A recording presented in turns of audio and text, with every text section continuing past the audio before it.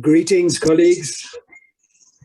I am Professor Brian MacArthur, the Acting Deputy Vice Chancellor and Head of the College of Law and Management Studies.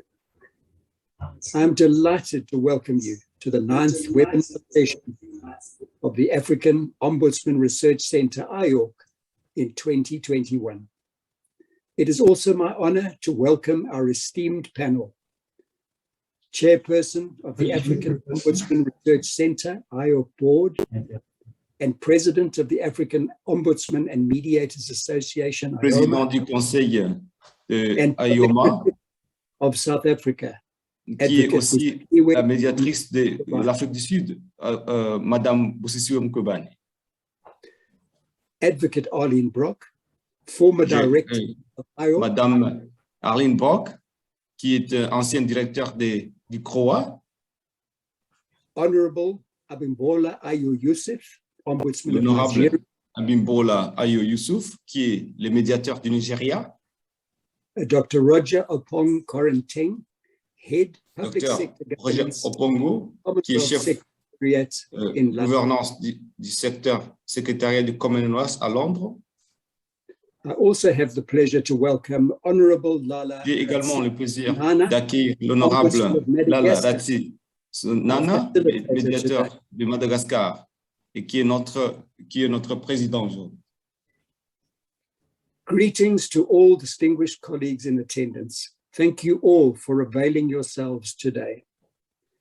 Colleagues, we are all acutely aware that in creating one's own sense of meaning in the world, the reality is that our single-minded world creation also has a range of associations where choices, decisions, and negotiations are made in relation to others. These choices may not always be predicated or result in a calm, assured, or Nous sommes agreeable tous parfaitement conscients qu'en créant son propre sens, dans as le a sens du world monde, with social la réalité est que notre création du monde, à l'esprit unique, a également as a world with social or class antagonisms stratified by wealth, income, educational attainment, occupation, and social networks. We are constantly choosing, deciding, negotiating, and adjusting individually to build our legacy. In this adjustment, we aim to balance our rights with those of others, guided by law and order, subjective as it may be, person to person and place to place. At some point, we all recognize that what we do independently and collectively will to some degree both have cause and effect on others. In this, we accept that there will always be a reaction or response as we exist and coexist. Since conflict is natural, knowing how to resolve it is also within the makeup of human beings. Whenever we develop or form associations with others, we are entering into relationships where choices and decisions have to be made. In the office of the Ombudsman, the scales of justice, impartiality, and the obligation of the law to weigh the evidence presented requires handling and resolving matters through legal pursuance, sensibly, fairly, and efficiently. The possibility of conflict is always present. Today, panelists unpack the broad range of conflicts and identify the threats and opportunities to communication, considering with rigor how best to deal efficiently with the difficulty and volatility that may arise. We recognize and respect the invaluable, unique nature of people and seek to locate ourselves within the broader community of all life on Earth.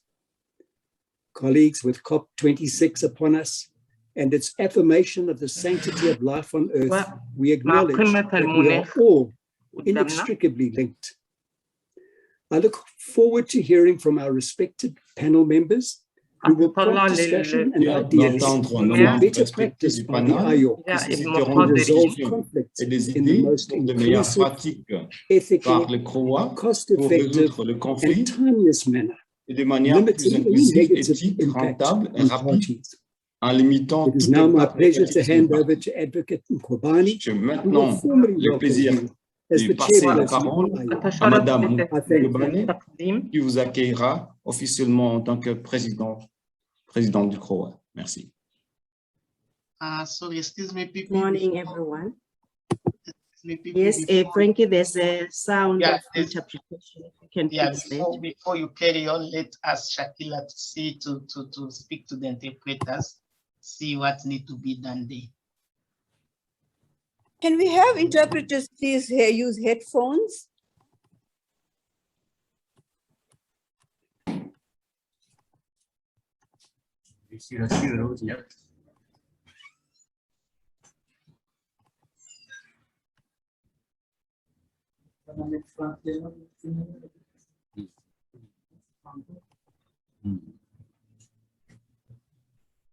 Philippe, you had a question about interpretation. Please ask Shakila before we ask PP to give a welcome.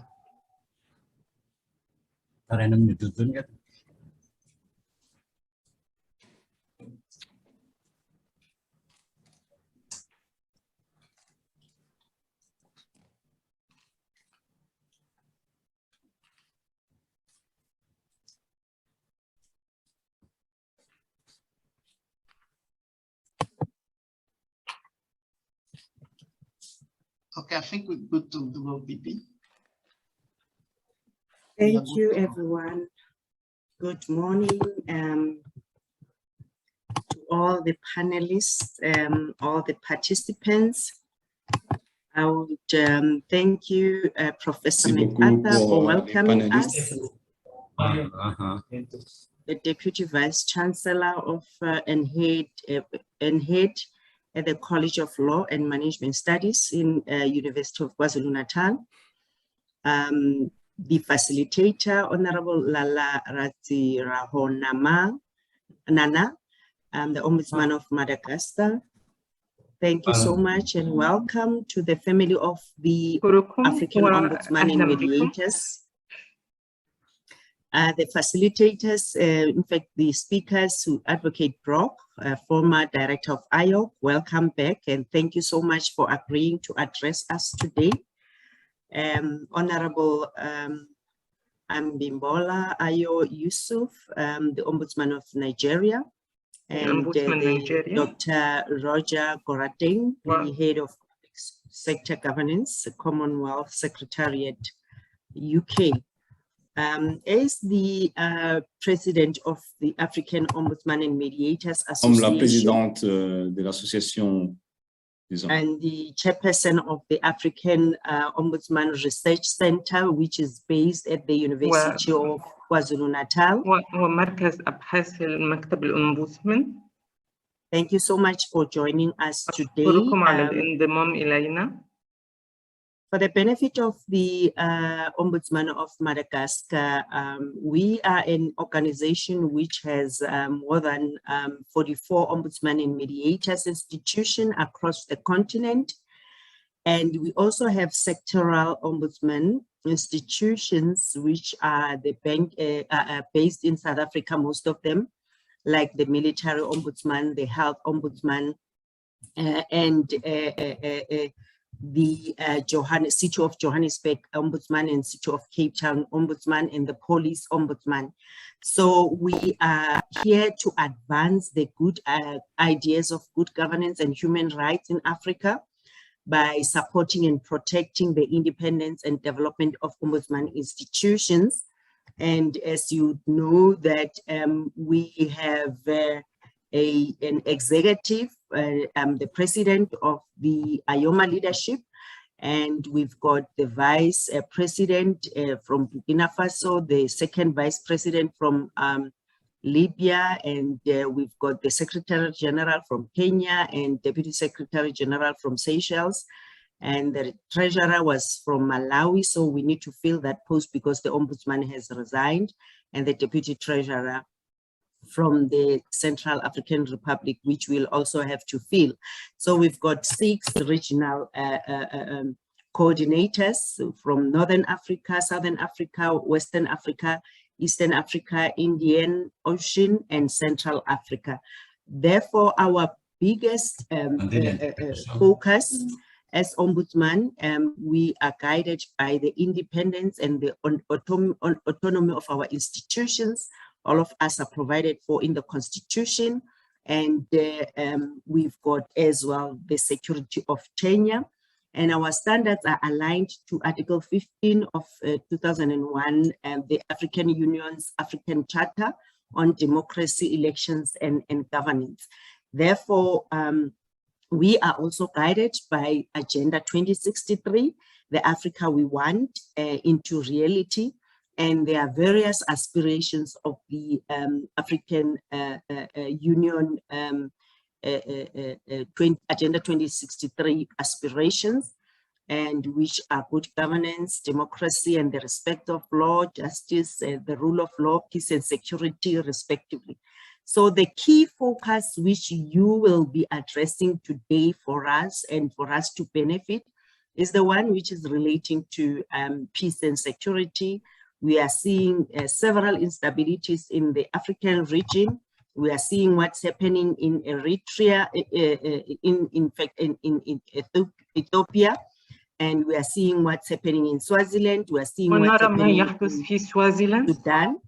So I think by this training, it will empower us. Because as Ombudsman, one of our key focus is alternative dispute resolution. Therefore, when we play that role in our various countries, it is very critical that we are skilled with this kind of skill of resolving conflict, of managing conflict. We also dealing with very difficult complainants. We also dealing with very difficult respondents, like the government institutions, who sometimes do not cooperate with us. So welcome everybody. Thank you so much for agreeing to participate. Over to you, facilitator, but Frankie, can you resolve the issue of the translation, because interpretation, it's very much disturbing. Thank you.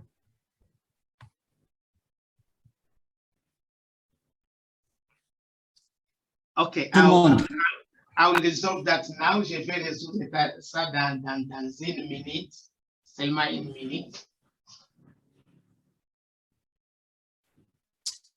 Good morning, everyone. Bonjour tout le monde. Je suis donc le facilitateur, je suis le médiateur, défenseur du peuple. Ici, Oscar, et je suis très heureux et honoré de participer pour la première fois. I'm the mediator of une réunion de notre honorable association. Madame la Présidente, Monsieur le Doyen. I'm very honored to be facilitating this meeting today. Membre du comité exécutif, honorables confrères et consoeurs, membres de cette honorable association. Excellence, médiateur présent. All the mediators that are with us today. Je me présente donc, je suis le médiateur de la République de Madagascar. To introduce myself, je suis avocat de carrière. Mediator of the je suis enseignant de droit constitutionnel et de droit administratif.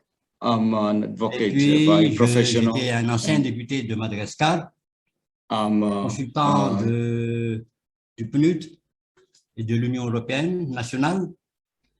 Et avant ma nomination à la médiature, en fonction de médiateur, j'étais conseiller spécial du Premier ministre, chargé de mission de Monsieur le Président de la République, et jurisconsulte du président du Sénat de Madagascar.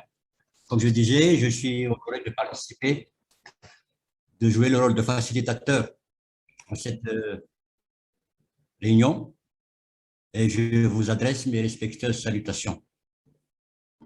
Nous aurons pour Première intervenante, donc, honorable maître Bisissué Mfane, honorable maître Arlène Brock, excusez-moi, qui est une boursière senior 2020-2021 du programme de leadership avancé de l'université de Harvard. Elle développe une série de vignettes vidéo animées destinées aux élèves de l'enseignement secondaire qui présentent des contre-récits aux stéréotypes négatifs sur les peuples noirs qui ont persisté au cours de des 4 derniers siècles.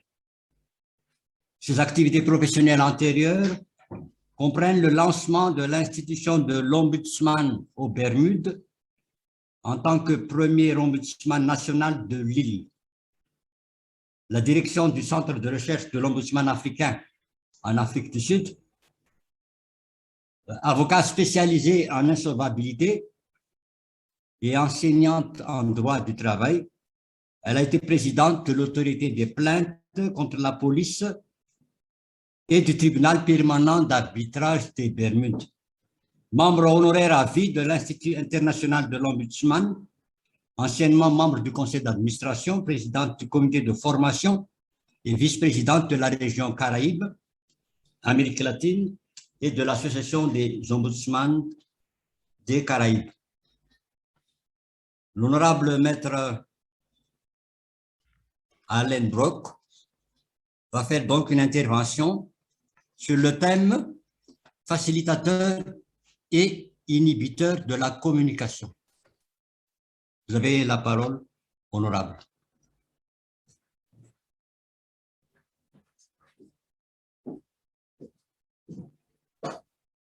Good morning, good afternoon, everyone.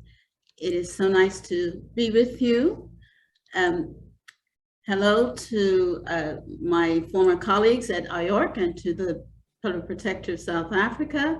Very proud of you for these, very proud of you for these webinars that you are, I'm sorry, I'm just fiddling about here with my slides. These webinars that you are producing. So I'm sharing my slides with you, and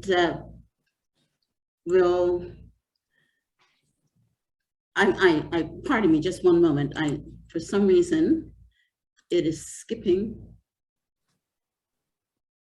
Okay. I'm going to spend a few minutes with you this morning or afternoon, wherever you are, and I'm going to run through very, very briefly the elements of conflict management that were developed at the Harvard Law School's program on negotiation and its corporate arm, the Conflict Management Inc., that I used to work with for almost 5 years. And note that the techniques that were developed at the program on negotiation were in fact developed for both negotiations and mediation. So if this slide lets me show this, this topic can take days and days of training. So I propose only to quickly show you the 7 elements of interest-based mediation. Please remember the word interest. And then I will take some minutes on the issue of partisan perceptions, ladder of inference. Those are tools that help us to understand what the interests are of all the parties in a mediation. I will not spend a lot of time on active listening. I'm sure many of you have in fact taken quite a number of courses on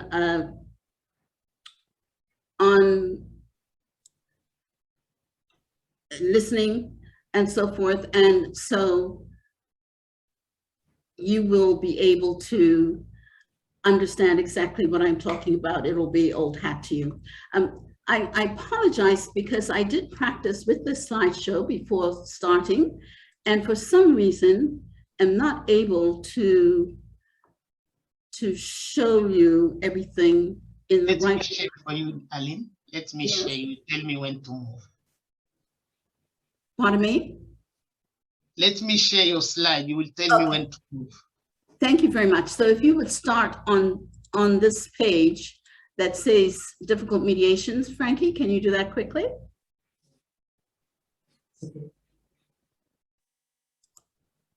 Yes, thank you very much. Okay, we can now go to the next slide. So one of the most important things when you are mediating that you want to always keep in mind is to separate the substance from the process. Next slide. And so very briefly, let me show you what we mean at the Harvard Program on Negotiation Mediation, what the difference is between substance and process. If you look inside of the circle, the blue circle, you'll see a box for interests, another for options, and another for legitimacy. Legitimacy meaning justifications, objective standards. These are the substance of a negotiation or mediation. When people are stuck, when they're having conflict in their discussions, they're usually having conflict. They talk about these substantive elements, but the conflict really is arising from the two elements at the top, communication and relationship. So when we are mediating, we really want to pay attention to how well the parties are communicating, how do we help them communicate, and how do we help them build relationships. And then you can talk about what's inside of the circle, which we call the engine of negotiations and mediation, whereas we can think of communication and relationship as the oil and gas. Down below, which we won't talk about really at all, become the destination. These are what you do in an agreement, a commitment, or if you cannot find a commitment, where would you go to satisfy your interests and concerns? So interests are probably the most important part of this engine. And interests are your fears, your desires, the reason you're even talking to each other, what are the kinds of things you want to satisfy. Most people come to the table with their positions. I want this or that, but it is the mediator's job to dig under that. You know, all the image of the iceberg. That people talk about the top of the iceberg, but the mediator must go under. Next slide, please, Frankie. And so one of the ways of going under is really to try and understand what are people perceiving. If you look at a set of facts or data, a situation, what is it that people are really seeing? I'm sure that I believe 600 or 700 of you on this webinar from all over the world practically have seen this image, the old lady and the young lady. This is a well-known image. It's used in a lot of training. Next slide. We can see it better in black and white. So if you look at the top image, that's the exact translation of the colorful image that you just saw. On the left, however, we can see a little bit more of why some people think that it is a young lady. And on the right, we can see a bit more why some people think the image is an old lady. Now, I'd like you just to keep and conjure up in your own mind, think in your own mind, why is it that we might decide that this is a young lady? What are the elements of the picture that would drive us to that conclusion? And equally, if we look at the old lady on the right-hand side, what are the kinds of lines and relationships amongst those lines that would make us think that it's an old lady? I'd like you to keep those points in mind as we continue with the presentation. But the issue is, as you all know, the whole point of the old lady, young lady slide is that we can all be looking at exactly the same information. We can be understanding exactly, seeing exactly the same data, but still come to very different conclusions. And it is those very different conclusions that cause us problems when we are in a situation of negotiation and when a mediator is trying to work with all sides of the issue. And we call these our partisan perceptions. Next slide. You've all heard the term that our perceptions are our reality. Frankie, I think you may have to click 4 times for these words to come up. Yes, thank you, in black. Go back, please, thank you. So you've all heard the expression, our perceptions are our reality. Our perceptions inform our beliefs. Our beliefs inform our thoughts, and fully our thoughts inform our actions and our reactions. As a consequence, if we are having difficult reactions with each other based on negative thoughts that are grounded in certain beliefs that we have about each other's and each other's interests and concerns, we really have to go back to what are our perceptions. Next slide, please, in order to break that chain. And we break that chain with something called the ladder of inference. And the ladder of inference, we can actually go to the next slide forward. Let's stay here. The ladder of inference basically says people select data. They may be presented with the same data, with that old lady, young lady picture. They select different pieces of that data. They understand it based on their own view of the world, their experiences and so forth. They arrive at conclusions or explanations, evaluations of that data. And all of this informs their belief and assumptions. And as we'll later see, it's an actual loop.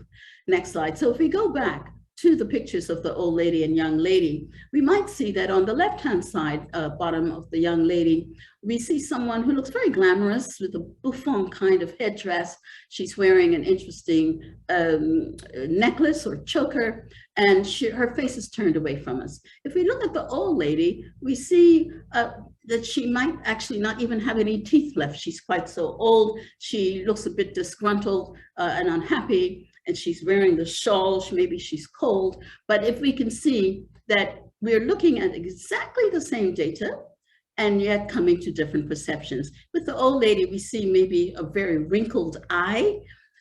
With the young lady, that wrinkled eye, in fact, looks like a very lovely little ear. So we see that we can look at the same information, select different data, and come to different conclusions.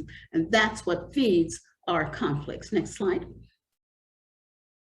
So the ladder of inference is, I hope you, it looks a little small, so I hope you can all read it, but the ladder of inference basically says we observe data in the way that a video recorder might capture it. The data is neutral, but when you select it, you start the process of becoming partisan, because you select certain data, you make those assumptions, draw those conclusions, you take actions based on the conclusions and beliefs about the world, and it's a loop. Those actions, those beliefs then help to determine what kind of data you actually select ongoing. Next slide. And if, Frankie, you can make this all black. Thank you. What are the kinds of things that contribute to partisan perceptions? And I'll let you read this yourselves, but we'll highlight a couple of pieces. Quite often, we select new information that support our prior views. And so one of the things that a mediator has to try and dig into when trying to mediate between parties is to understand what is it that you thought before that makes you now interpret this new information in the same way. Sometimes we get new information that actually doesn't conform to our prior views, and so we just ignore or dismiss it. And often, of course, we selectively remember what we want to remember, recall events and previous interactions with the people we're in conflict with. We revise our memories and so forth. But in addition to observing different data, we also have filtering systems on how we embrace or dismiss new data. And these are the contributions, some of the contributions to partisan perceptions. Next slide. And keep pressing. Thank you, Frankie. So this is what we've just described is what's called a closed circle of inference.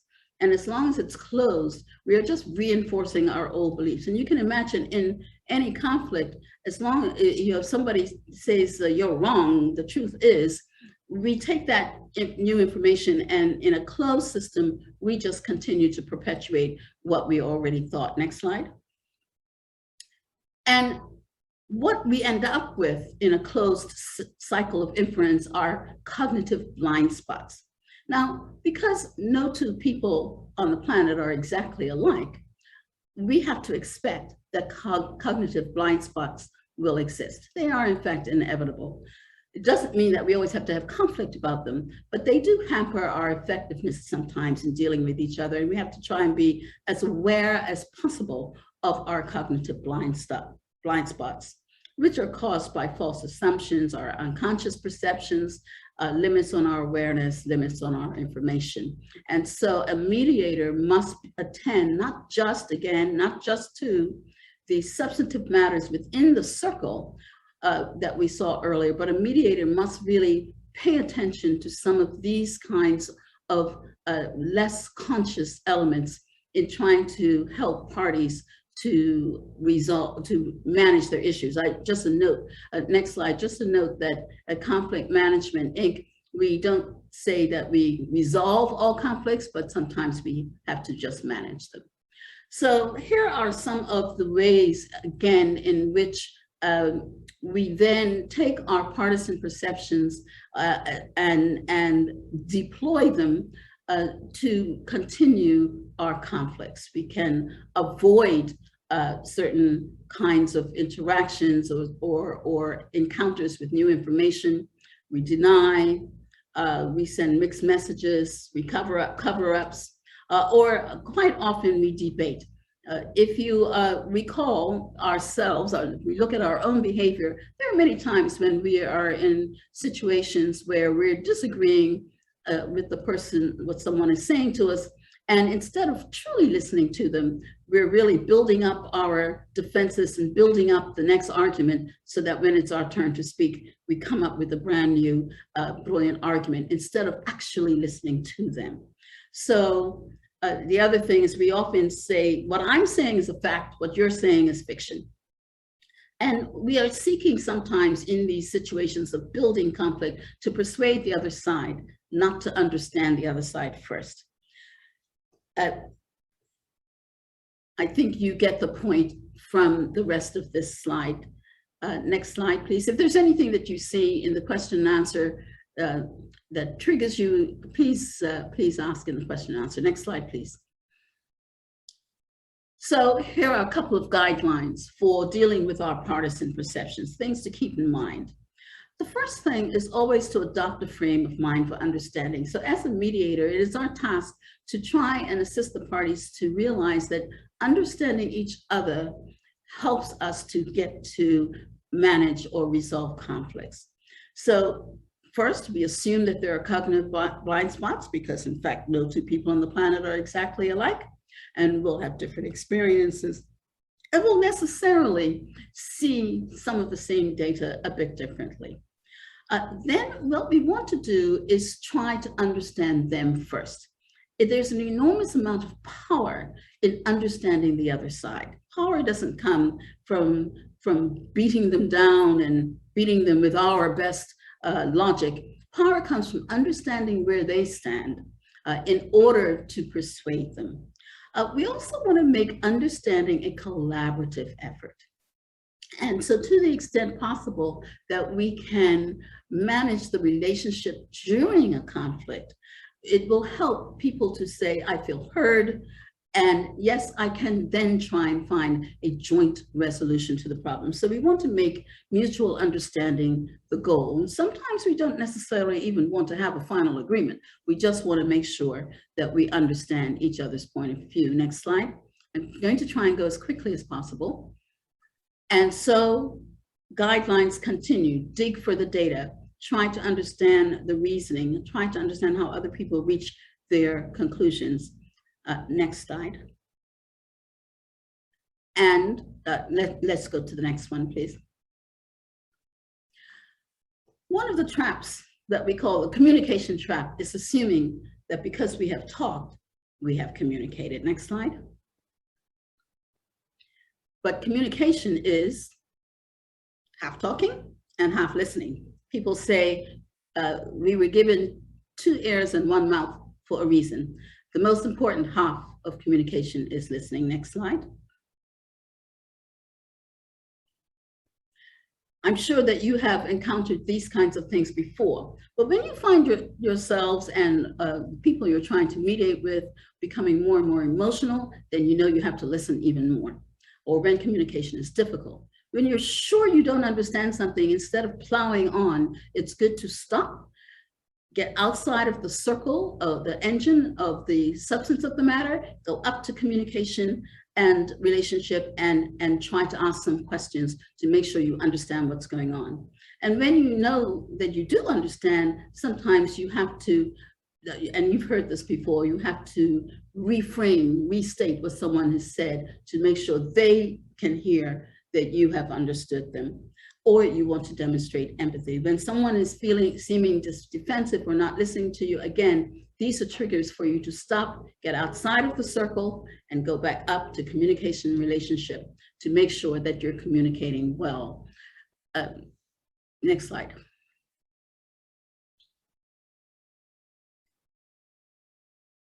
So we see these, I think you all, I'm sure, have seen the paraphrasing back we just mentioned, using I statements, trying to be precise and trying to clarify your understanding. And most important, assume that other people are rational. Most of the time, or many times, when we are in a situation of conflict, we assume that they're stupid or they're wrong or they just don't understand. Let us assume that they're rational, that they're operating out of their own rational, their own logic, and we do need to understand what that is. Next slide.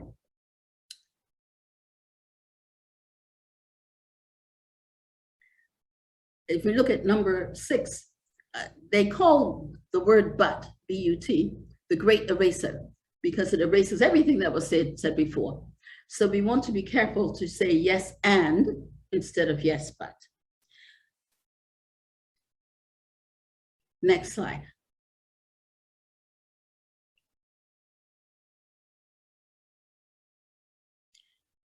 Again, know that there are gaps in our understanding.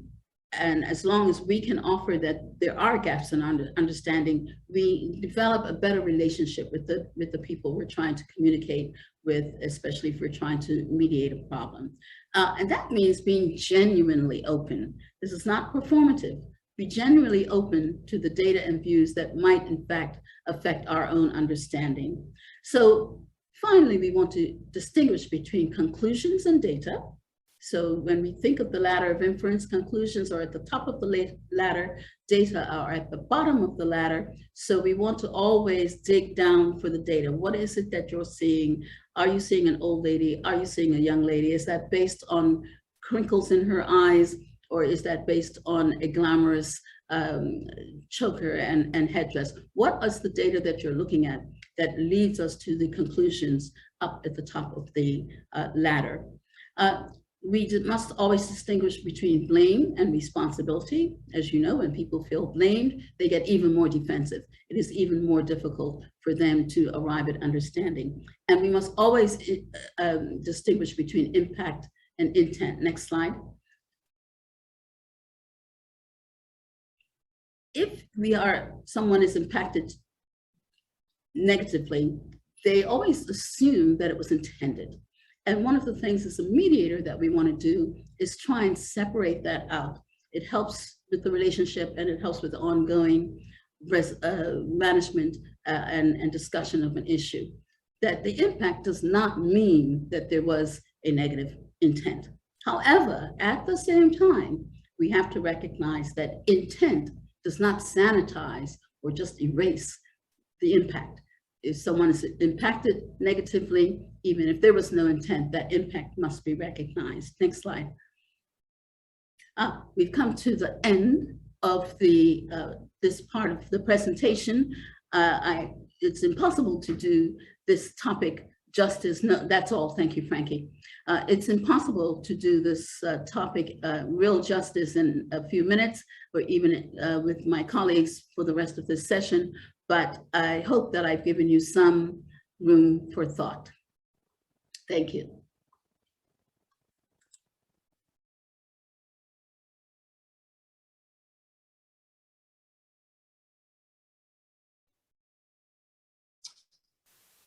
Thank you. Merci, honorable Maître Alain Brock, pour votre intervention qui, à mon avis, était très enrichissante sur les facilitateurs et inhibiteurs de la communication. Donc, il a été dit principalement que il y a parfois une mauvaise perception de l'image,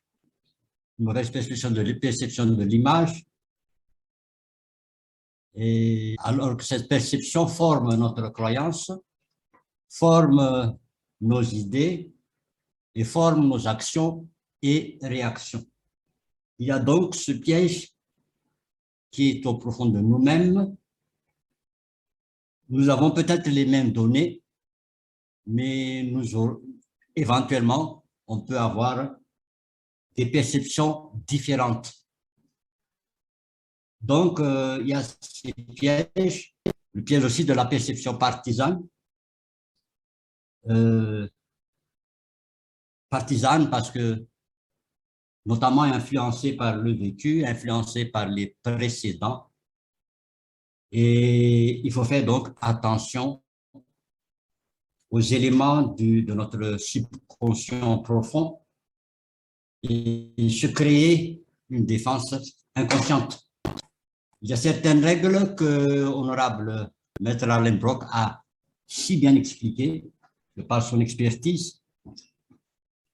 Ce sont les règles de chercher à comprendre l'autre avant de chercher à se comprendre soi-même.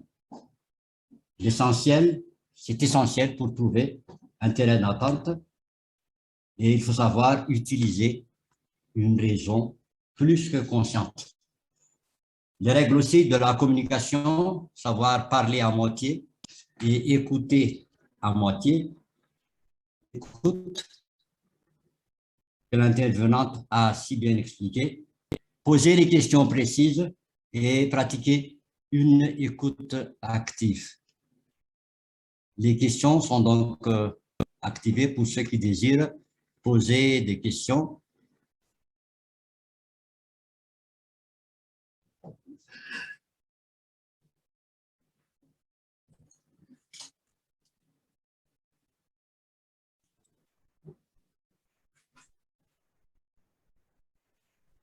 Apparemment,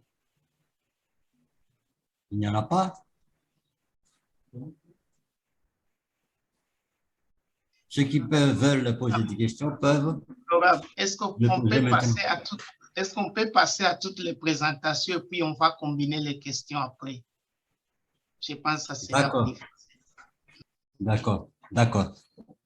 Donc, nous remercions l'honorable Maître Alain Brock pour son intervention. Nous passons donc à l'intervenant, second intervenant, qui est l'honorable Abimbola Ayo Youssouf, qui a fait ses études primaires et secondaires dans l'État de Lagos, allé à l'université de Lagos et a obtenu un diplôme de licence en mathématiques. Il s'est rendu dans l'État d'Oyo pour son affectation primaire à la presse universitaire d'Ibadan en tant que rédacteur en mathématiques. L'honorable Abimbola Ayo Youssouf est un homme d'affaires astucieux et un acteur clé dans les principaux secteurs de l'économie nigériane. Constructeur de réseaux consommables, il est une figure politique influente dans sa section fédérale de Surulere, dans l'État de Lagos. C'est un grand leader d'opinion et un philanthrope par excellence. Une ONG de premier plan lui a décerné un prix pour avoir été un modèle d'inspiration pour la jeunesse du Nigeria. Il a été membre du conseil d'administration de l'agriculture de l'État de Lagos. Il a soutenu les forces de police nigérianes en tant que parrain du Police Community Relations Committee, PCRC, en apportant sa contribution à la paix, à la sécurité et à la protection des vies et des biens au Nigeria. L'honorable Abimbola Ayo Youssouf a été l'ancien commissaire honoraire de la commission des plaintes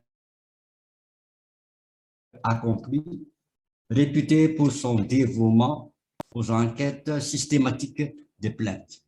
Nous vous donnons la parole, honorable.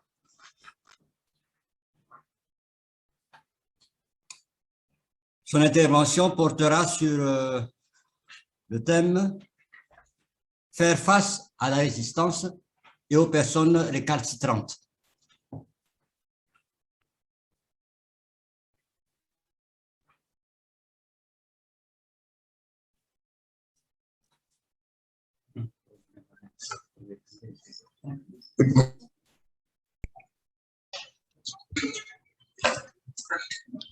I'd like to start by,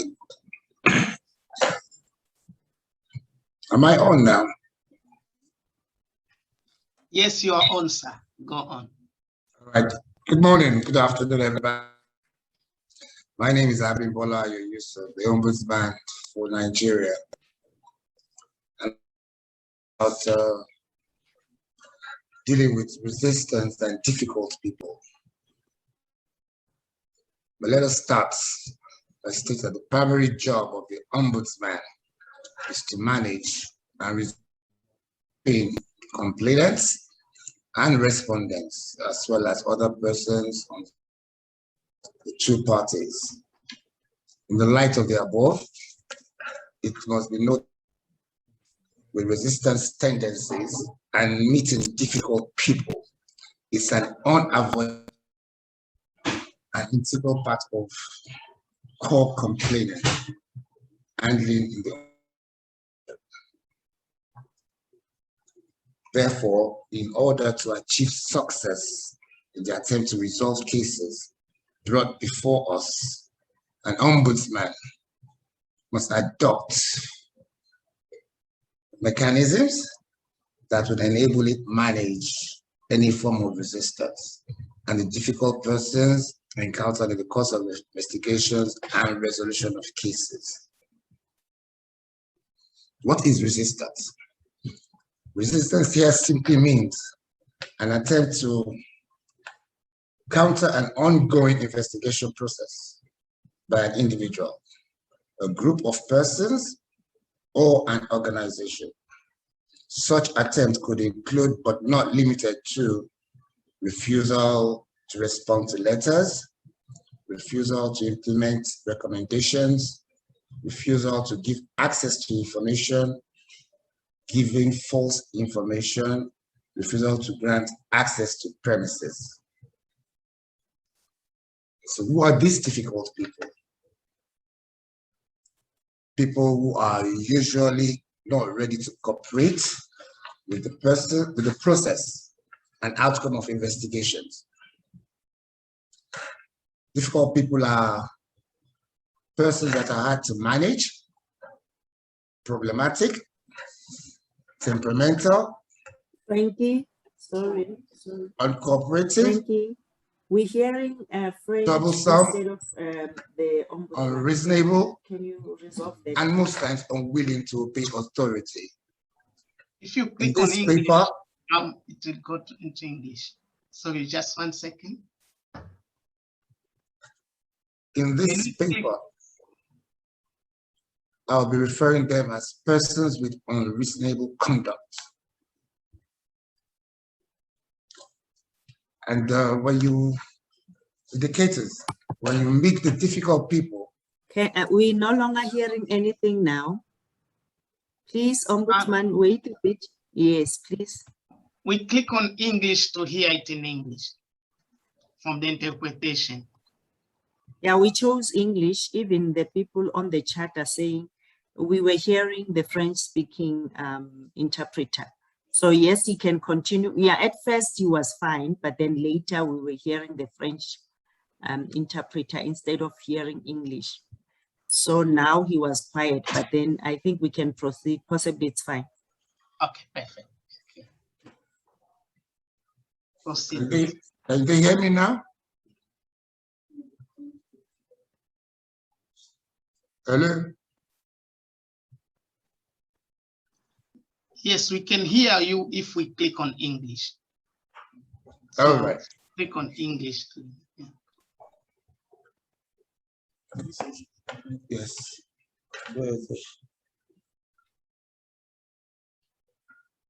All right, can you hear me now? Perfect, perfect. All right.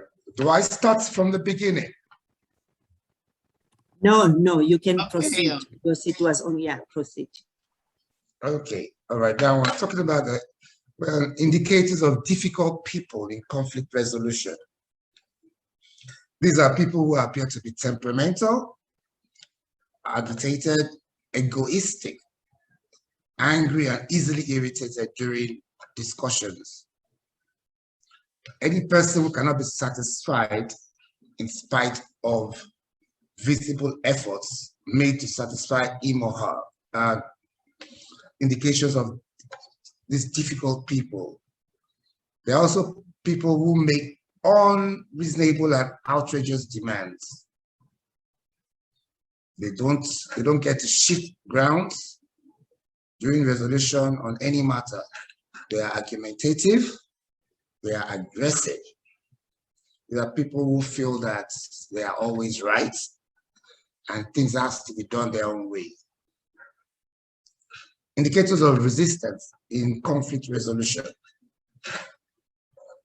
Mostly the staff of the Ombudsman face resistance in the course of investigation. From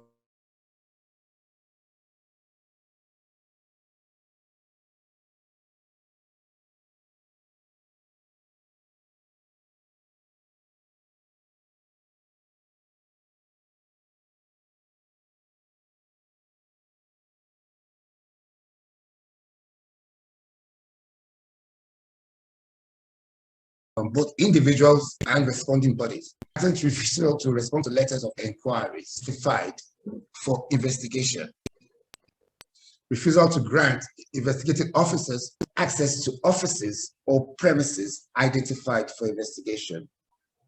And refusal to implement recommendations. Responding organizations sending low-ranking officers to meetings and case conferences. Complainants giving false or misleading information.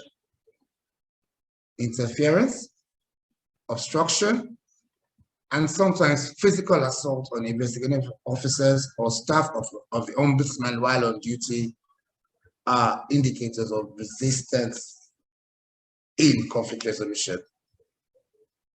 Now, to deal with this difficult and resistance people, you need to ensure success in case management and the resolution. Certain steps need to be taken to deal with them, such as you need adequate training and guidance. Ombudsman operatives need to be trained and retrained, particularly as it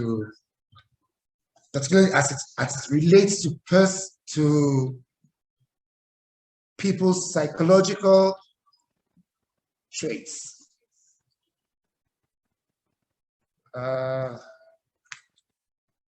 It's echoing.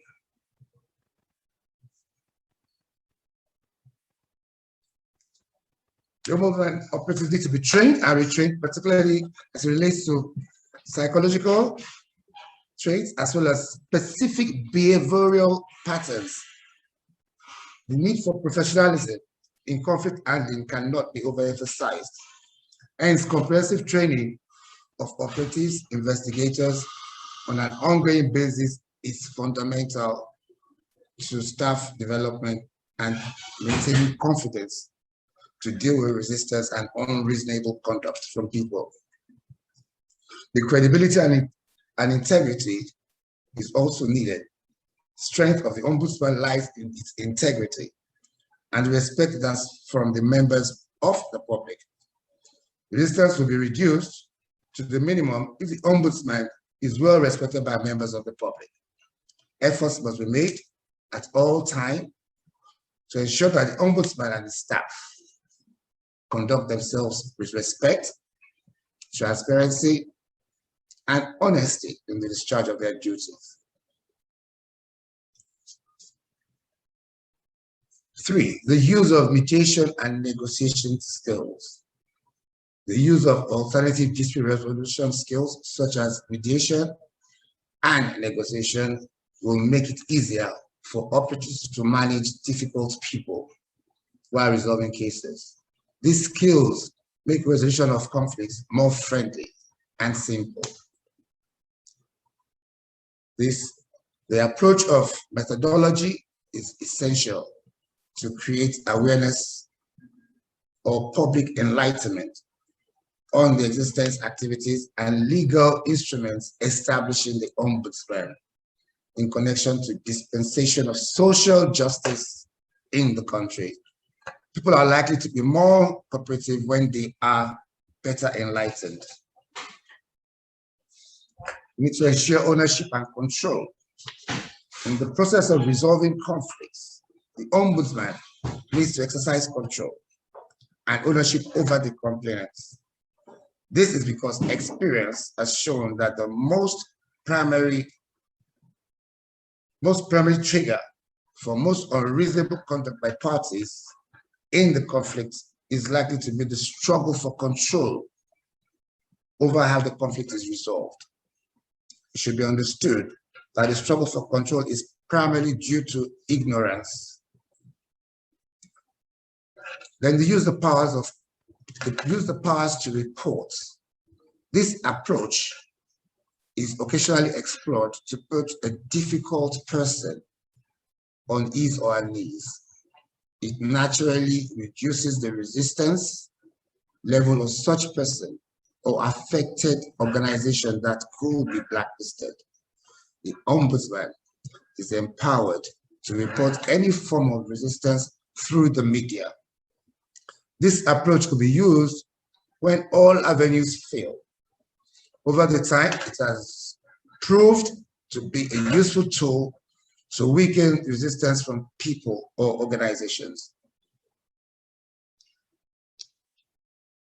Having an adequate knowledge of the conflict to squarely deal with resistance and difficult people, either a complainant or respondent, the Ombudsman and his operatives have to be well informed and better equipped with all relevant facts and figures to speak with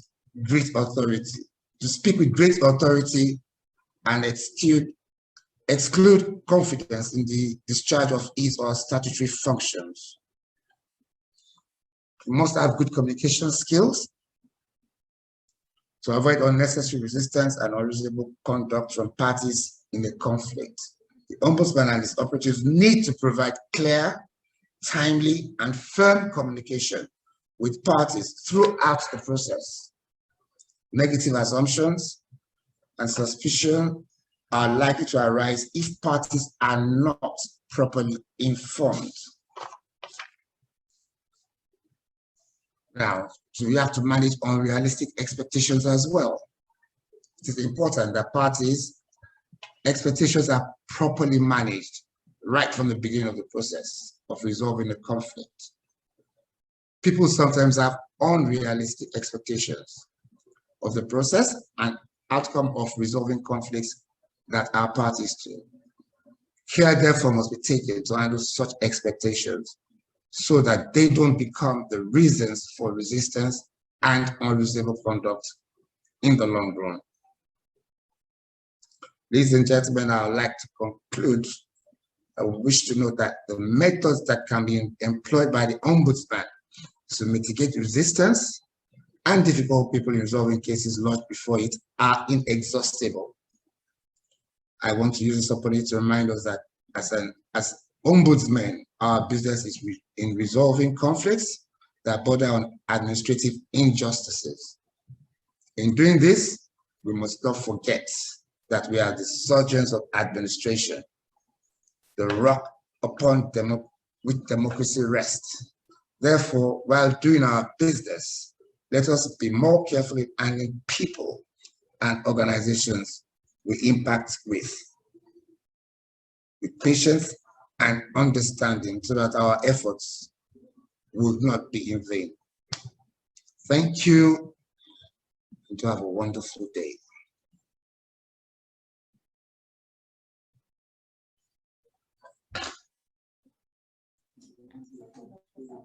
Merci, thank you, honorable, pour votre intervention très enrichissante. Nous allons donc passer au troisième intervenant qui va traiter du thème « Comment gérer les entretiens conflictuels ». Il s'agit du docteur Roger Opon-Koranteg, qui est responsable de la gouvernance du secteur public au secrétariat du Commonwealth à Londres, au Royaume-Uni. Il est supervisé la gouvernance, la lutte contre la corruption, la gestion des finances publiques et l'administration publique. Docteur Roger a plus de 25 ans d'expérience combinée dans l'enseignement, la consultance et la gestion et la direction d'organisations internationales. Il est spécialisé dans l'administration publique, la gouvernance, la lutte contre la corruption, le leadership et la gestion stratégique, la politique publique et la décentralisation. Il est également le principal spécialiste des programmes de gouvernance et de lutte contre la corruption dans les 53 pays du Commonwealth. Son travail se concentre sur les régions d'Afrique, des Caraïbes, du Pacifique et d'Asie. Dr Roger Opon-Koranteg a fait de la gouvernance une priorité. À ce titre, il dialogue avec les chefs de gouvernement, les hauts fonctionnaires et les partenaires du développement pour obtenir leur soutien, leurs ressources et leur adhésion aux réformes du secteur public. Son travail a également été reconnu au niveau mondial par l'attribution du prix d'excellence internationale de lutte contre la corruption en 2018. Comment gérer les entretiens conflictuels? Nous vous donnons la parole, docteur.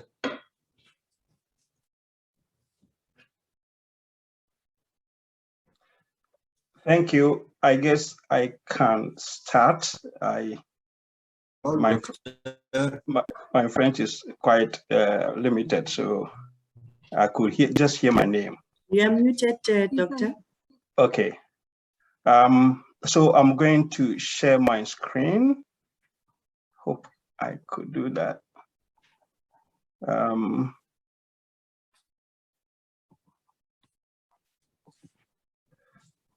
Yeah. So I would say good morning from London, UK, and greetings from the Commonwealth Secretariat. We can't hear you, doctor. Can you please unmute? I think I've unmuted. No, we can hear. We can hear. Please select English to hear, doctor. If you are still in French, I should select English. No, you are fine. You are fine. Those who cannot hear you, we can hear. We are on English, Frankie, but we can't hear. I'm on English. I can't hear. Okay, maybe the others are hearing. It's fine. Or put the interpretation off. Then you'll be on English. Yeah. Can I continue? Go ahead. Yeah, okay. Continue. I was just bringing you greetings from the Commonwealth Secretariat in UK. And I also want to thank the organizers for inviting me to share a topic on dealing with volatile interviews. I must say, speaking last make my work very easy because the first two speakers have already laid the foundation for some of the things I would say. So some of the things I would say might have been covered, but because it's within the same context. So bear with me. To start with, I'm going to, as a way of introduction, I would say that it is no secret that investigative interviews can be an emotionally charged process. And here I mean investigative interviews in the context of the Ombudsman, because when you're doing your assessment, you need to do some interviews to collect evidence and data. So to that end, it is not uncommon for individuals who are being interviewed during an investigation can become visibly upset and frustrated. And in certain situations, individuals can become downright aggressive, hostile, or disrespectful towards the investigator. So the question then arises, how do investigators respond to aggressive or hostile interviews? But let's look briefly at the types of interviewees, those who are interviewing. Interviewees may range from being very resistant and defiant of the entire process to being overly attentive and concerned. Some interviewees may honestly need psychological assistance. An interviewee's motivation to be truthful, forthright, and forthcoming with information may also depend upon the perceived circumstances of the interview. Some try to conceal knowledge. Individuals trying to conceal knowledge from interviewers are likely to experience raised level of stress that can manifest itself across biological, physical, physiological, and behavioral factors, leading to volatile interview. Learning to conduct an effective interview is essential to carrying out almost any form of assessment or evidence collection. However, the unpredictability of the interviewing process can make interviews a challenging and at times even discouraging task. So, given the range of human emotions and dispositions, some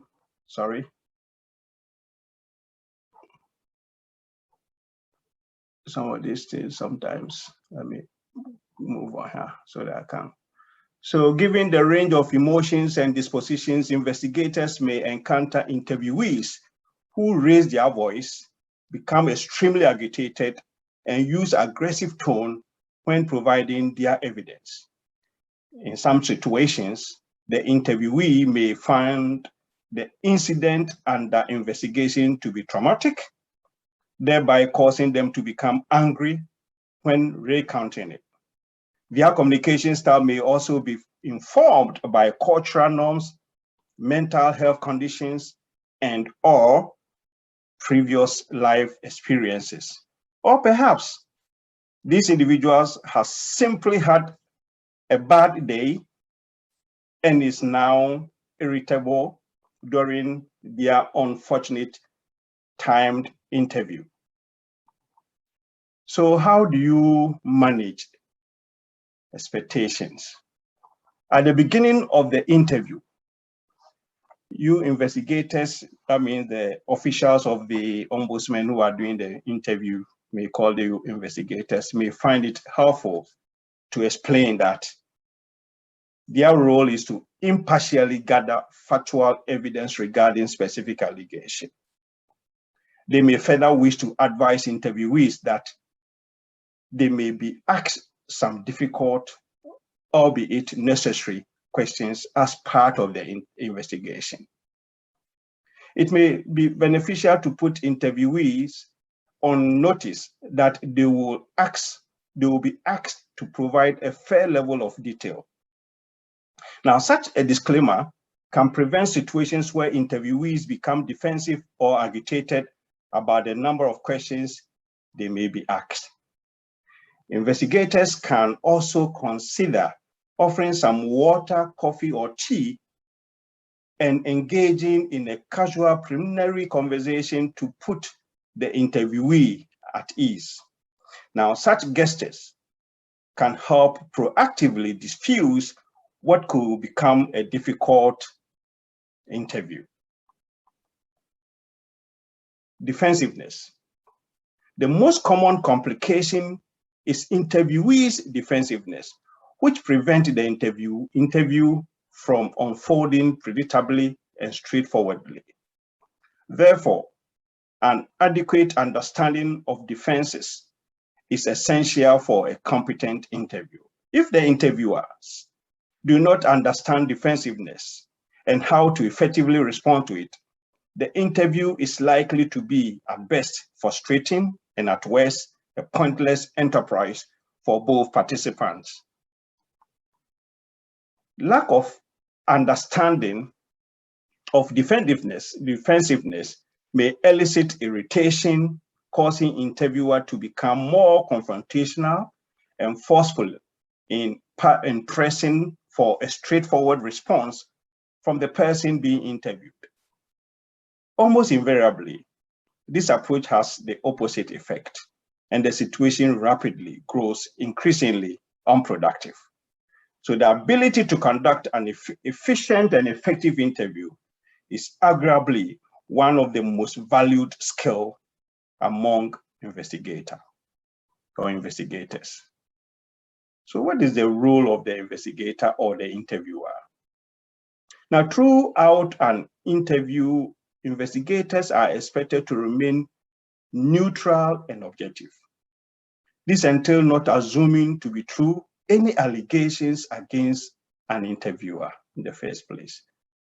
Investigators should therefore be mindful that they do not unnecessarily police an interviewee's behavior and impose their own norms about how an interviewee should provide evidence. However, where an aggressive communication style impacts the investigator's ability to gather the relevant information, there may be a need to refocus and de-escalate the discussion. Take a break where it appears that an interviewee's emotions are impeding their ability to clearly articulate their evidence. Acknowledge the interviewee's emotions and refocus the discussion to the allegations at hand. Emulate a calm and composed demeanor by ensuring that your own tone and body language is relaxed. This may put your interviewee at ease and neutralize their behavior. Where interviewees continuously has difficulty providing cogent, relevant information, offer to reschedule the interview. There may be times where the investigator themselves become the target of aggressive behavior. For example, interviewees may become angry about the nature of the investigator's questions, criticize their neutrality, or respond to their questions in an antagonizing manner. While investigation interviews are an undoubtedly stressful process, interviewees are nonetheless expected to behave in a respectful manner. To that end, investigators should consider some strategies to deal with aggressive behavior. Investigators may wish to consider the following approaches to address aggressive behavior that is directed towards them. Take a break to allow time to cool off for the emotions to subside. The most natural thing to do when faced with a difficult person or situation is to react. However, give yourself time to think and remain focused on identifying the real need and interest of the other person and yourself. And this one ties with Alain's presentation. Deep breathing and counting to 10 is very helpful. It's quite basic, but it's quite helpful.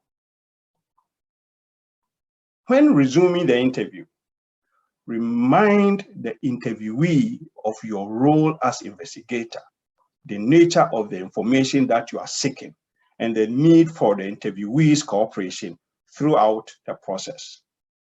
Where an interviewee continually interrupts you, advise them that it is important to the process that you do not talk over one another.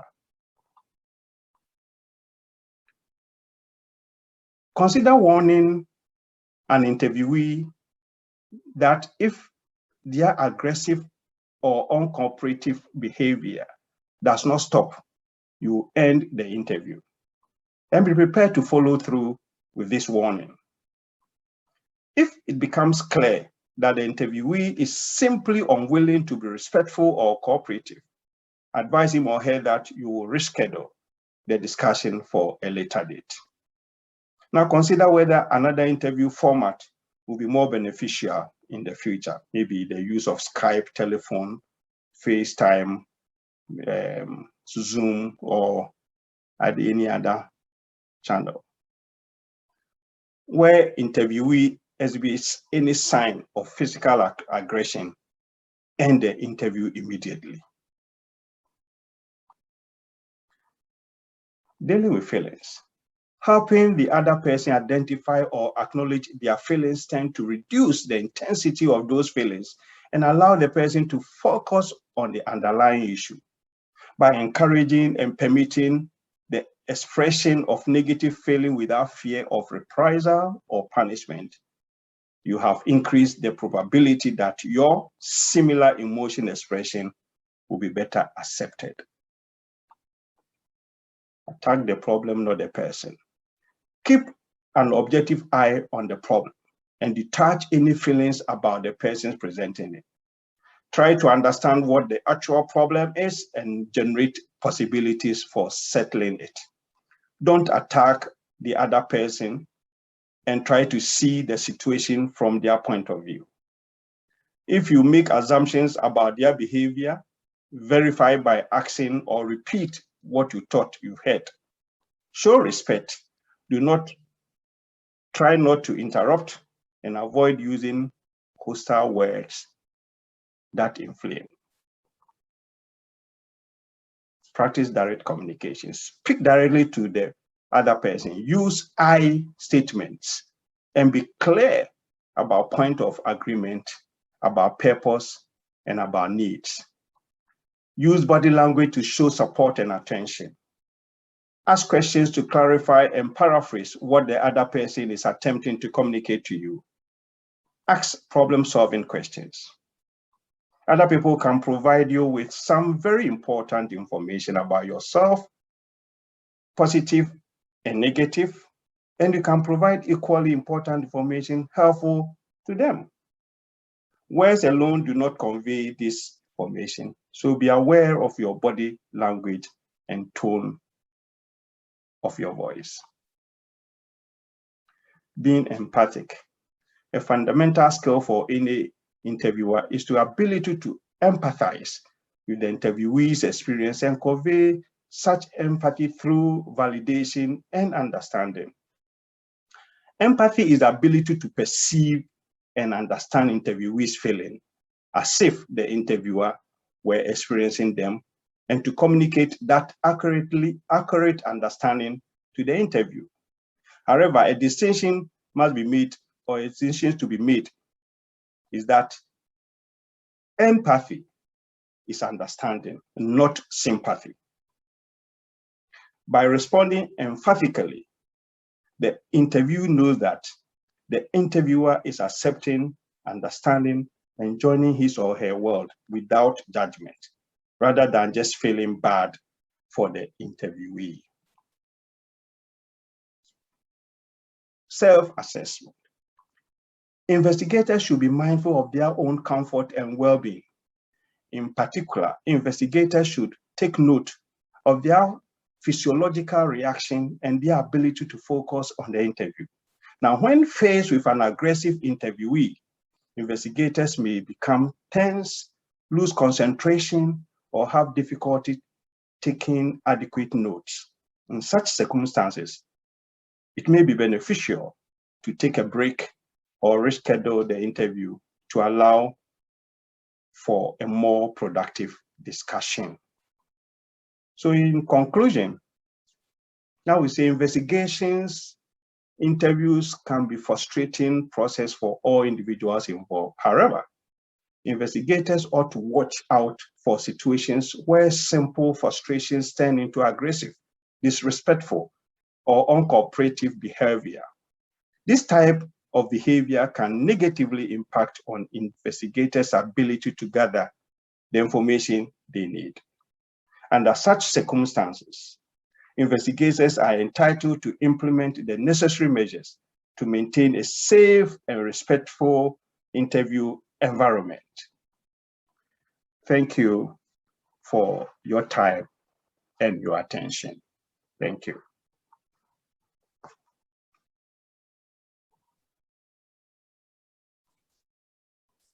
Merci beaucoup, Dr Roger, pour votre intervention. Dr Roger a donc mis certains accents sur la manière de pratiquer, de faire des enquêtes, des interviews, des entretiens. Et il a insisté sur l'utilité d'analyser le comportement du plaignant, d'analyser son mental, de faire attention aux questions posées, d'éviter et de prévenir le manque de compréhension. Et l'enquêteur doit rester neutre, ne pas avoir d'a priori. On n'est pas des policiers. Il ne faut pas hésiter de suspendre, d'arrêter les entretiens. Et il faut se souvenir d'importantes règles. Respecter la personne interrogée, ne pas utiliser de mots hostiles, utiliser et observer le langage corporel, avoir de l'empathie envers les personnes interrogées et prendre conscience des étapes psychologiques. Ces règles, à mon avis, cette intervention a été très enrichissante pour nous qui sommes amenés dans notre fonction à faire des enquêtes, faire des investigations et avoir des entretiens parfois difficiles avec des personnes résistantes, défiantes. Merci beaucoup, docteur. Nous allons voir si nous avons des questions en attente.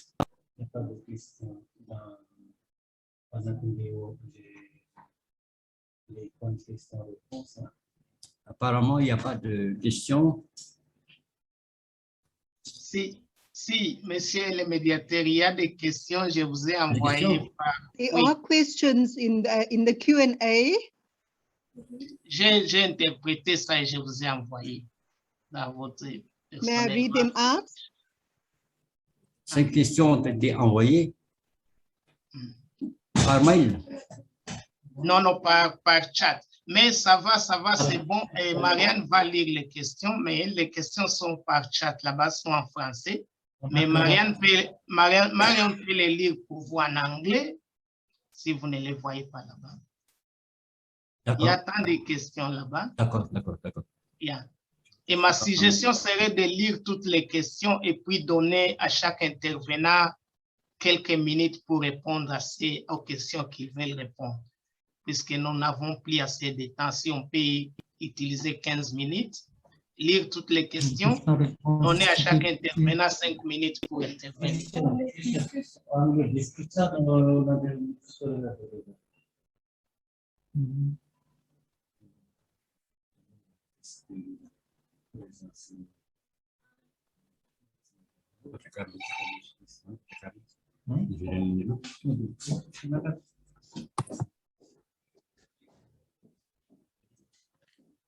Maybe read them out, Adonis. We are waiting for him to respond. He's checking.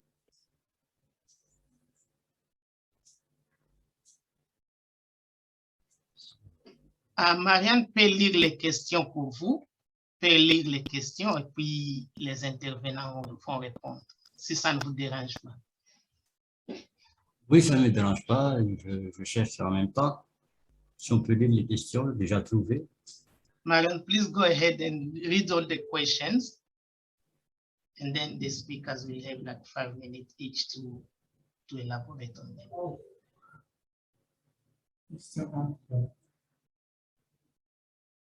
Il y a une première question que j'ai trouvée ici. Comment un médiateur peut-il favoriser la collaboration entre les parties de résolution des conflits? Comment peut-on favoriser la collaboration entre les parties dans la résolution des conflits? Je demande aux intervenants d'abord s'ils peuvent répondre à cette question. Comment un médiateur peut-il favoriser la collaboration entre les parties dans la résolution des conflits? C'est la question numéro 1, je pense.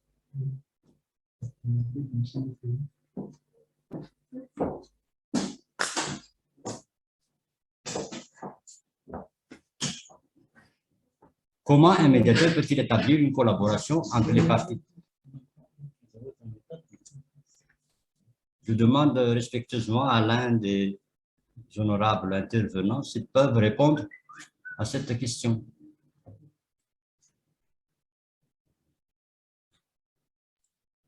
Okay, I will start, but I think that the other presenters also will have very important responses. So one of the things that a mediator can try to do is to search for common ground and try and help the parties understand that there are some concerns that may be common. And then the other thing you want to do is reach for higher ground. So try and set out the principles, the standards, the best practices that surround this issue. So one quick example, I was helping to facilitate a negotiation between the union and the government in Bermuda some years ago. And the sides were arguing about certain standards, but we didn't have any specific evidence for why they would choose to want one amount or the other. And so what I did was to create teams. There were only, I think, 3 teams, one from each side. And I asked the teams then to go and come back in a week, go and do some research together, and then come back in a week, and as a team from each, representing each side, recommend to the entire negotiation groups what the best standard was. So what happened is that when they came back, they weren't representing one or another opinion, but in fact had come back with research on best practices, on rationales, to recommend to everybody, here's what we think are the best standards to employ. So that's one way that you can help folks to find common ground and higher ground. But I know that my colleagues will have other important comments. I'll rest here.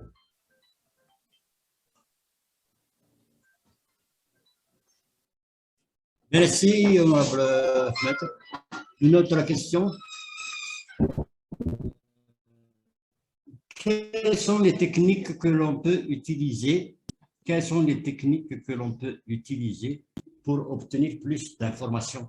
Techniques pour obtenir plus d'informations. C'est la deuxième question. Vous pouvez exposer vraiment quelles seraient les techniques éventuelles pour obtenir plus d'informations. En attendant un intervenant pour répondre à cette question, il y a une question adressée directement à maître Arlene Brock. Pouvez-vous clarifier la question de l'interdiction d'enquêter sur le point de vue d'autrui? Interdiction d'enquêter sur le point de vue d'autrui. On demande plus d'explications. So, I heard my name is the question for me.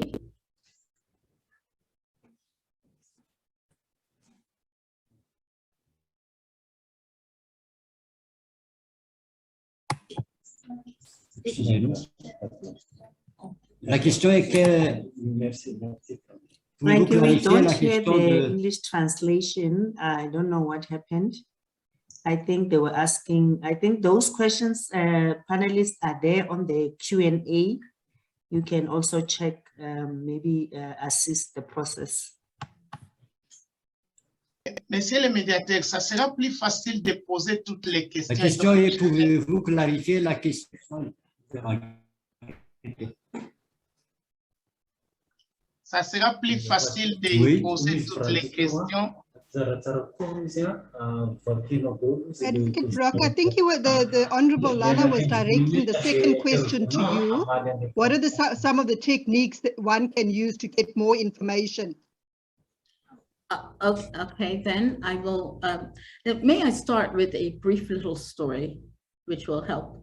Usually parties present their positions, what they want. I want to hear that. So the story briefly is,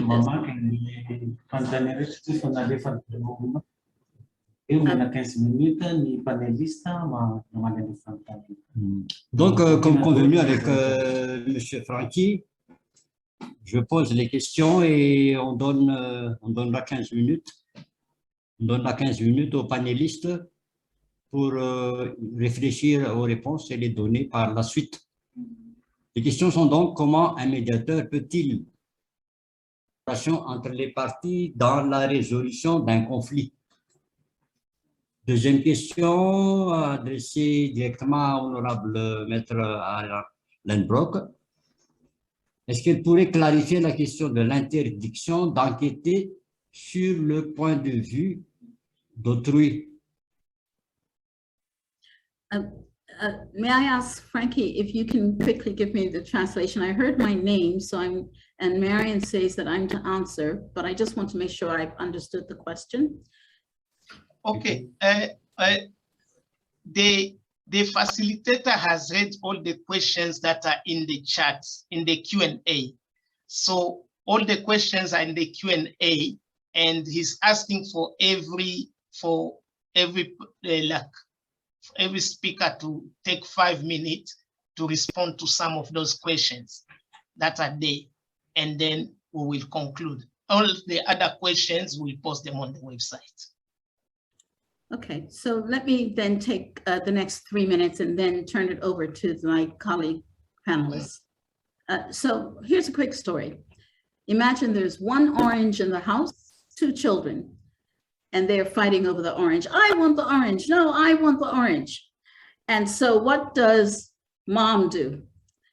I think all of you are thinking she cuts the orange in half and gives them each a half. One child carefully peels her half and eats the orange. The other child carefully peels her half or his half and then starts grating the rind of the orange. And before you know it, that child is creating some orange muffins, mixing up batter, putting it into the oven and making orange muffins. The issue is they both came with their positions. I want the orange, and they were fighting over it, when in fact, they wanted the orange for different reasons. So the one thing that a mediator or interviewer must do is dig underneath. Why is this important to you? What do you want the orange for? And so asking questions, starting with inquiry, is a very critical part of how you can get the information, more information from people. What would be fair? It seems you're concerned about this or that. Why are you so concerned? So if you have the spirit of inquiry and then you are looking for common ground amongst them, that helps to depress the emotional content and problems that Dr. Orientine was talking about, and it helps people to feel heard. Half the time, people make complaints, not just because of the issue that they're concerned about, but how they were treated around that issue. And therefore, they are concerned about not feeling heard. So one of the things, the best things that a mediator can do is really dig for the data, dig for the concerns, and then use that mutual understanding to build collaboration. Okay, I think I can stop now.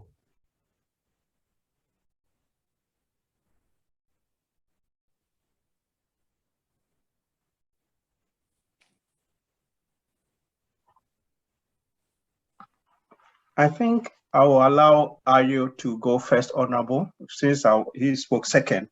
So after him, then I will come last.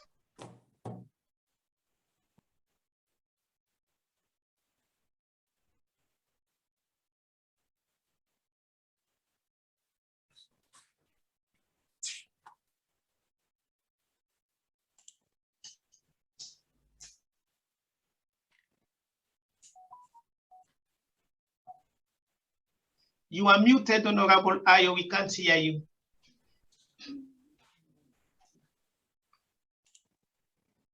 Honorable Ayo, you are muted.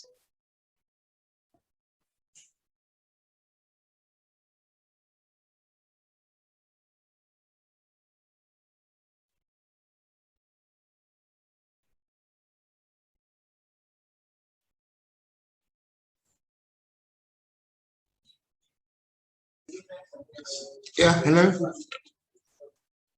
Can you hear me now? We can hear you, Honorable Ayo. All right. The question was, how do you relate with people that are difficult, that are not responding? Am I right?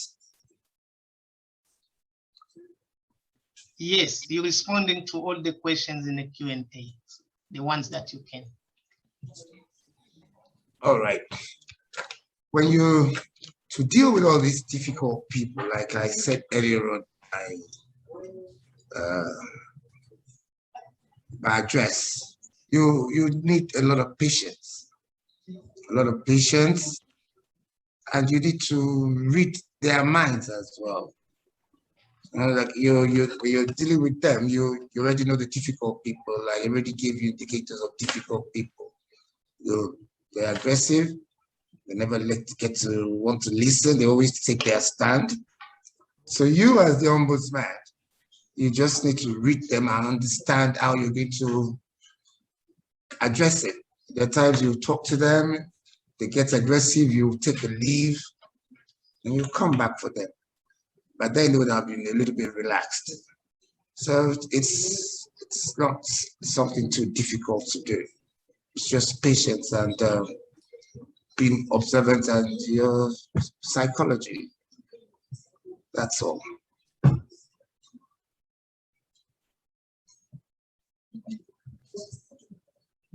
Any other questions I might ask that they want to ask?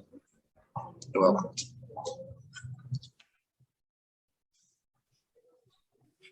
Francky, s'il y a d'autres questions. Oui, il y a d'autres questions. OK, je vais demander à Marianne de lire la question. I will ask Marianne to read all the questions. And then we give 3 minutes to each speaker to give a comment. And then we'll conclude from there. Other questions, we'll put the answers on the website. Marianne, please go ahead. Okay. The question for Advocate Brock and Dr. Quaranteng. Is there any technology developed so far that can match human conflict resolution in the field of artificial intelligence? To explain, there is a lot of new technology implemented which is modeled on human functions, also known as the Fourth Industrial Revolution. Can computer systems be programmed to simulate or sense its environment to solve conflict and or dealing with difficult or aggressive clients? I think I'll leave that for you to answer. It's actually quite a lot. I won't read the rest of the questions till you've responded to that. Thank you. Advocate Brock, I'd like you to start, please. And then Dr. Quaranteng, seeing that you're the first speaker. Thank you, Marianne. I am not aware that anything has been developed on that score. I am aware that several people have been trying to rationalize mediation methodology into a computer program format so that people can work on this on their own without having to have external facilitators. And I'm not aware of any that have been extremely successful, because so much of this really goes to the issues that the other panelists have mentioned and that is to emotions, to digging for perceptions, digging underneath what people actually say and state, to what they're concerned about. And that requires a kind of nuanced and wise set of questions and working directly with human beings that I don't think the technology has yet mastered. I know that people are trying to create applications for mediation methodology. I'm not aware of any that are successful.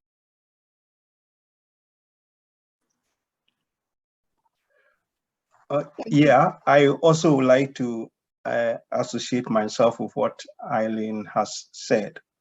At this stage, we don't have any artificial intelligence or technology that can mimic what the mediator can do.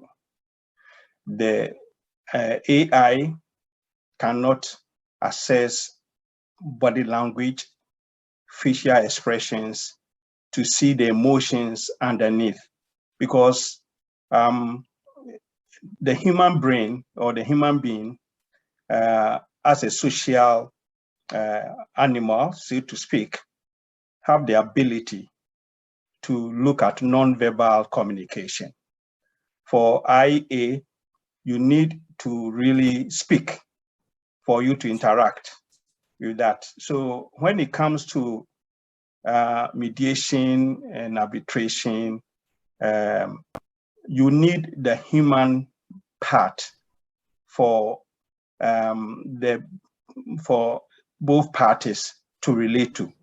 In fact, I'll find it difficult if I'm in a situation like that, when you said I should go to speak to technology or a computer, for the computer to mediate between human beings.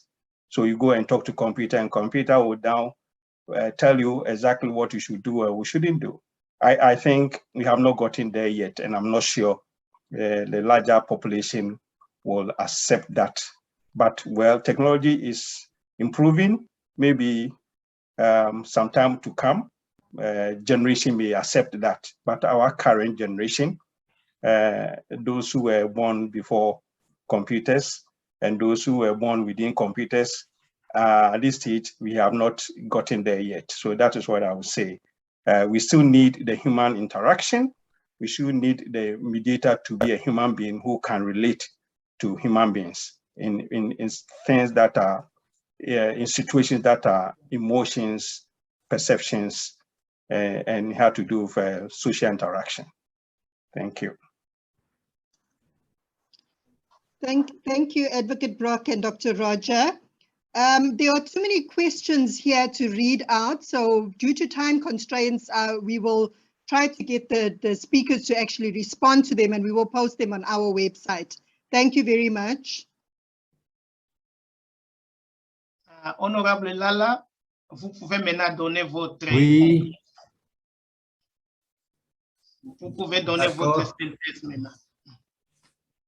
D'accord, je remercie tous les intervenants, tout d'abord, pour leurs excellentes interventions, ceux qui ont posé des questions. Et pour faire une courte synthèse, je dirais que ce sujet, ce thème est très important pour les fonctions de médiateur. Il y a des problèmes de psychologie de l'enquêteur, de l'enquêté, des problèmes de communication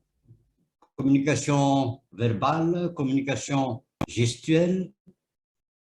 Et comme on a dit, que nous exerçons une magistrature morale qui a ses technicités, et ça fait partie de notre travail quotidien de recevoir les plaignants, et il faut avoir, je dirais, une certaine finesse, une psychologie apte à le faire, savoir comprendre le plaignant. Et nous n'aurons pas assez de temps pour discuter sur ce thème parce qu'il y aura toujours beaucoup à dire et c'est notre travail, c'est notre lot quotidien de le faire et d'avoir des expériences. Ce débat, je pense, a été bénéfique pour tout le monde. Il y aura peut-être d'autres sujets que moi, personnellement, je souhaiterais aborder, comme par exemple le sujet de la présence des médiateurs sur les réseaux sociaux. C'est une autre question. Et c'est par là que je finirai cette courte synthèse et nous donnons la parole respectueusement à Madame la Présidente de notre honorable association pour son mot de la fin. Merci à tout le monde et au revoir tout le monde. I will try to interpret what he was just saying because we've lost the English-French interpreter. He wanted to thank you all for being part of this webinar, and he's saying it's very, very, very useful. And he feels like we didn't have enough time to really go through it, but we can still really ask questions, and if there's any other comments, we can still send them through and we will post them on the website. And he said there are other topics that can emanate outside of this one, and in future he thinks it's something that we can deal with again, but trying to separate it if we can't physically meet. So, and he said thank you to all and to everyone who was part of this meeting, this training, and the hand over to the president of AOMA to give a vote of thanks. Thank you.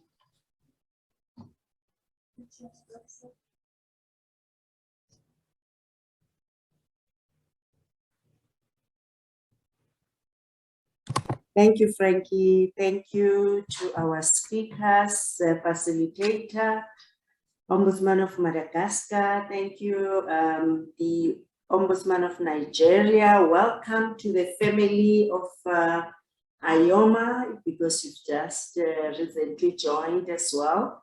Thank you, Dr. Korateng, for your address. It's very much helpful. Advocate Brock, always thank you so much for your address, and I think we will have all this in our website.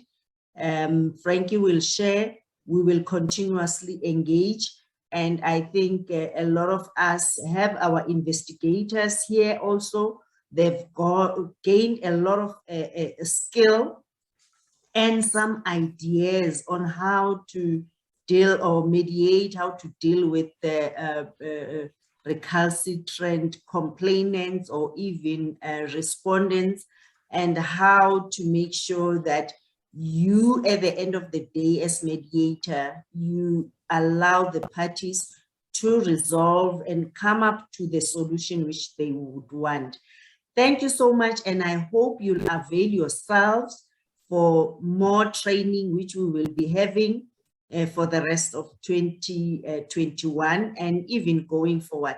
Thank you so much, and thanks to the Professor MacArthur from UKZN always. Thank you to the AORC team for your brilliant work, and we will improve more, and the few glitches of interpretation, we apologize. Thank you so much. All the best. Remain safe. Bye. Thank you. Bye-bye. Thank you. Bye.